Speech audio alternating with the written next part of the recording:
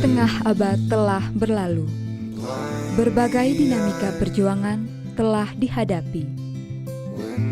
Meski harus bersusah payah menjalaninya, para pendahulu kita tetap optimis bahwa Yayasan Persekolahan Sukma Pusat harus tetap survive di masa yang akan datang.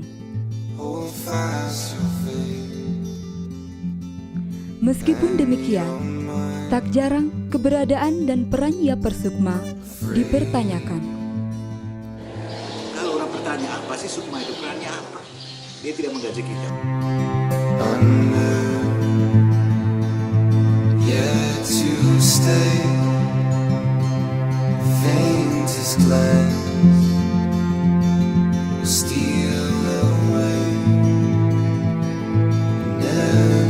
Apa kontribusi Yayasan Sukma terhadap ratusan SDK yang ada di wilayah Keuskupan Ruteng?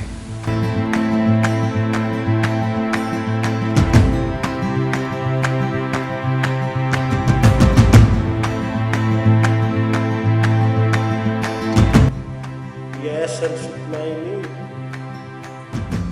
karena dia tidak terlalu banyak membuat sesuatu untuk sekolah, sehingga dianggap tidak ada.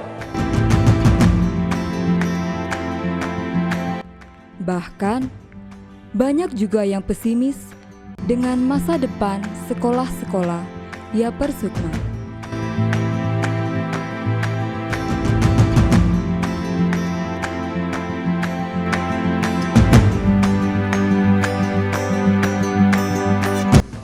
Apakah tidak mungkin bahwa sekolah-sekolah swasta kita ini kita negerikan?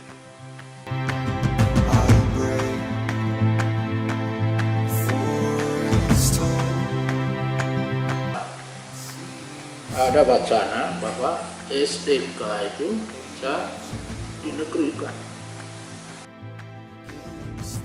Ziarah Ya Persukma ditandai oleh adanya tarik-menarik kepentingan antara berbagai pihak.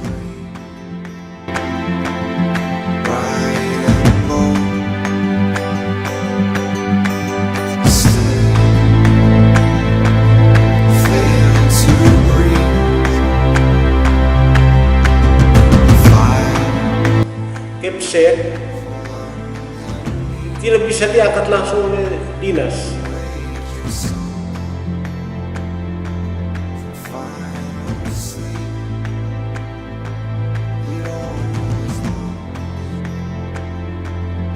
Ada beberapa kewenangan ya, yang harus menjadi porsi dari Yayasan Sukma. Misalnya penempatan kepala sekolah, SK penentuan kepala sekolah, itu sebenarnya menjadi kewenangan Yayasan Sukma, bukan menjadi kewenangan pemerintah daerah. Reposisi seperti itulah yang kita coba bangun komunikasi dengan pemerintah daerah. Daripada kita dalam keadaan seperti ini, kita sebagai pemilik sekolah tidak bisa bergerak, tidak bisa berbuat apa-apa karena guru-guru kita juga, kita semua ngerti bahwa mereka lebih taat kepada yang kasih makan daripada kita yang hanya mau menjadi pemilik dari sekolah. Di setiap kampung atau di setiap desa, setiap paroki dan setiap kecamatan itu, tanah yang letaknya sangat strategis itu hanya tanah SDK. Sehingga mudah sekali masyarakat mengambil kembali tanah SDK untuk dialihkan fungsinya sebagai puskesmas, kantor desa, dan berbagai kepentingan lain. Ada fakta lain, yakni sebagian sekolah-sekolah Ya Persukma dikelola oleh paroki. Ketika saya masuk di Ya Sukma, itu ternyata ada unit-unit sekolah yang de jure bernaung di Ya Sukma, tapi de facto dikelola oleh lembaga atau paroki. Memang kalau ikut prinsip hukum yayasan, ya, penyelenggara pendidikan satu-satunya itu adalah yayasan. Bahkan, ada pihak sekolah atau kepala sekolah yang mengambil dan menyalahgunakan aset Yapar Sukma. Hanya sekarang ini susah bagi yayasan menurut saya untuk atur guru-guru ini karena mereka kami punya uang, pemerintah yang bayar, bukan yayasan. Susah di situ. Tapi ya tanah sepotong dibawa ambil oleh dia guru di sana, dia diambil lagi. Akhirnya baru diambil kembali waktu Romo siapa pastor di sana, baru dia terus kembali. Jadi tanah sekolah itu banyak kali diambil untuk buat kebun. Ada yang klaim bahwa itu tanah. Dan itu ada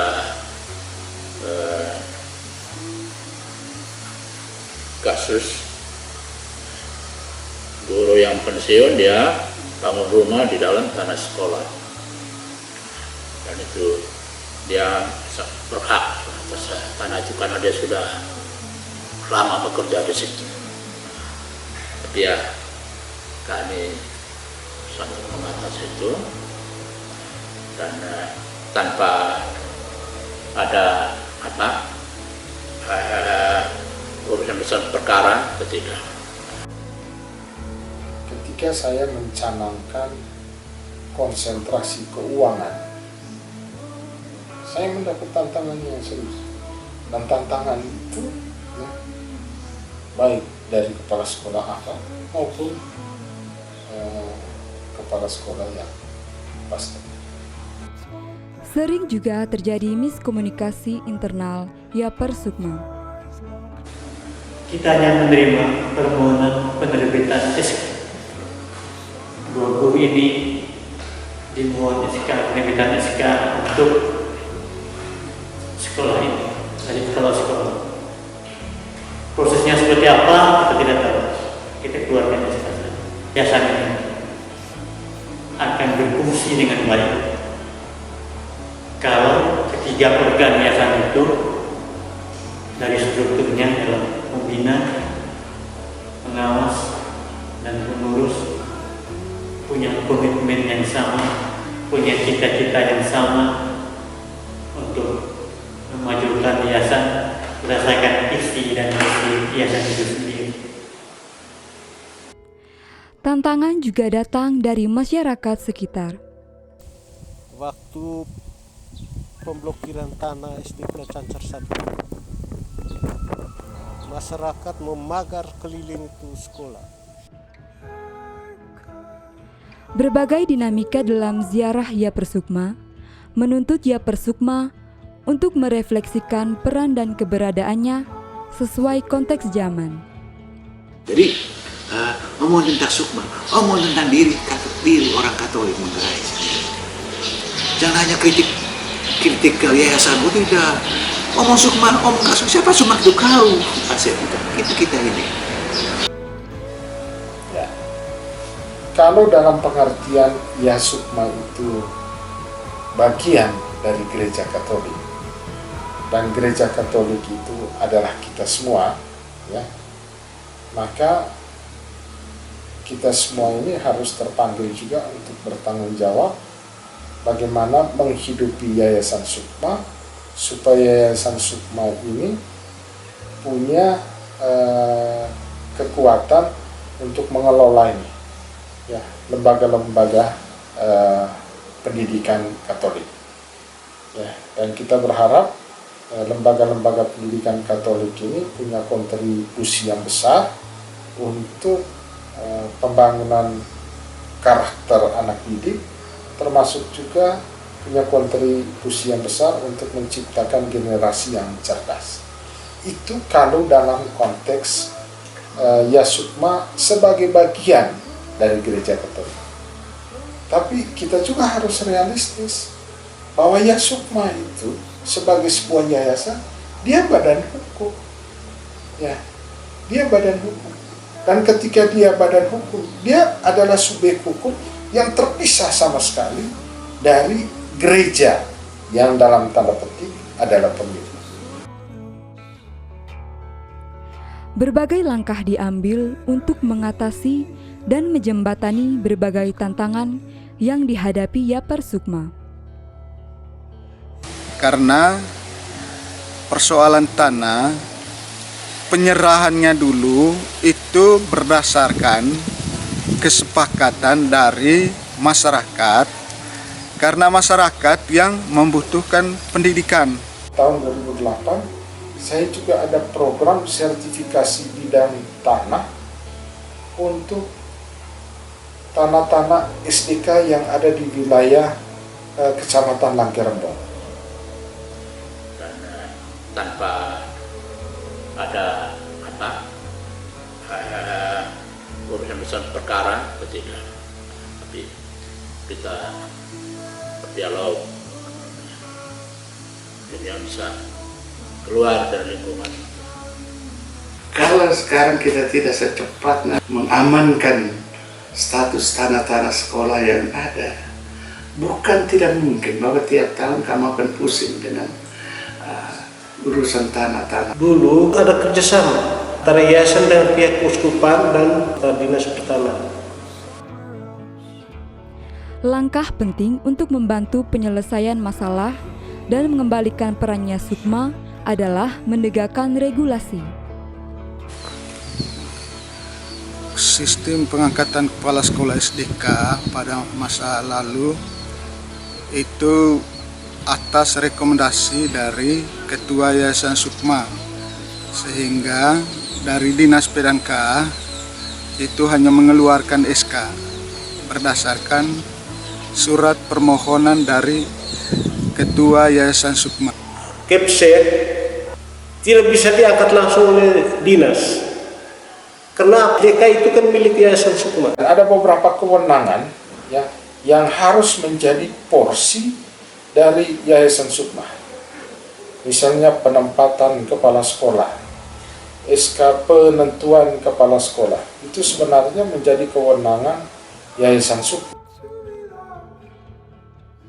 Amanat rekomendasi Sinode 3 Keuskupan Ruteng memberikan mandat kepada Yaper Sukma untuk membaharui manajemen, merevitalisasi peran Sukma, menghidupkan kembali peran Kecasuk. Berkaitan dengan aset Yaper Sukma, Sinode menegaskan untuk tidak diserahkan ke pihak lain. Saya sebagai Ketua Sukma dalam waktu singkat itu, saya tidak pernah dengar bahwa ada seorang pastor, seorang Kecasuk yang sungguh-sungguh menjalankan tugas sebagai Kecasuk. Para Kecasuk tidak bekerja dengan baik di wilayahnya masing-masing. Tidak mengeluarkan satu surat penetapan SK bahwa Pastor Proki itu adalah kepala cabang Sukma, bukan sebagai Kecasuk, tapi lebih kepada pembina pastoral pendidikan sekolah-sekolah Katolik SDK yang ada di dalam wilayah paroki. Memasuki usia yang ke-50 tahun ini, begitu banyak kerinduan dari para pendahulu agar Yaper Sukma semakin eksis dan terus maju. Harapan yang paling pertama, ya, tanggung jawab pengelolaan yayasan itu ada pada pengurus, dan saya berharap para pengurus Yayasan Sukma ini untuk memanage yayasan supaya yayasan sebagai penyelenggara pendidikan ya tetap eksis. Hanya ya mudah-mudahan pengurus yayasan sekarang ini sepertinya ketua ya barangkali sering ke sekolah-sekolah Katolik. Harapan saya yayasan ke depan ini harus ada kerjasama dengan pemerintah daerah, seperti apa yang dirintiskan oleh Romedi sekarang. MOU dengan pemerintah itu sangat penting, karena harapannya yayasan Sukma ke depan ini harus semakin maju, semakin berkembang dengan baik. Semangat dari para misionaris itu untuk membangun pendidikan. Jangan hanya berpuas diri bangga. sekolah Katolik, sekolah bangga, kita jadi begini karena itu. Lalu apa sesudah itu? Kita jadi pejabat, kita jadi pelayan masyarakat, kita jadi apa saja, menjadi profesi apa saja. Tugas kita itu melanjutkan karya itu dengan peran kita masing-masing. Dan kalau mau supaya Sukma hidup, selain pemerintah, dia pasti ada porsinya. Tugas kita sekarang ini adalah kesadaran umat Katolik itu sendiri. Give something untuk Yayasan Sukma, untuk survive-nya, supaya dia lebih powerful gitu. Jadi kebanggaan itu jangan hanya ungkapan verbal saja, tapi mesti buat sesuatu. Itu kan karyawan guru. Jadi ya untuk yang pegawai-pegawai baru di Sukma ini, kami minta supaya mengikutilah jejak-jejak kami dulu.